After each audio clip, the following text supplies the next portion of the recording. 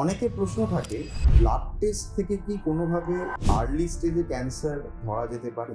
দেখুন, ব্লাড টেস্টে দুরকম অ্যাবনর্মালিটি হতে পারে যাদের ক্যান্সার হয়েছে। যাদের ধরুন ব্লাড ক্যান্সার, তাদের ব্লাডে WBC count, platelet count, haemoglobin এইগুলোর ওপর কিছুটা এফেক্ট করতে পারে এবং সেগুলো খুব আর্লি স্টেজে দেখা দিতে পারে। এটা ব্লাড ক্যান্সারের ক্ষেত্রে। কিন্তু যাদের ব্লাড ক্যান্সার নেই, যাদের অন্যান্য সলিড অর্গান ম্যালিগনেন্সি আছে, তাদের ক্ষেত্রে কিন্তু কিছু টিউমার মার্কার থাকতে পারে। যেমন ধরুন ওভারিয়ান ক্যান্সার বা প্যানক্রিয়াটিক ক্যান্সার বা কোলন ক্যান্সার, এগুলোতে কিছু কিছু টিউমার মার্কারস হয়, যেমন CA-125, CEA, CA-19-9, ব্রেস্টের ক্ষেত্রে CA-15-3। কিন্তু এই টিউমার মার্কারগুলো কখনোই কিন্তু ঠিক ক্যান্সার ডায়াগনোসিসে আমাদের হেল্প করে না।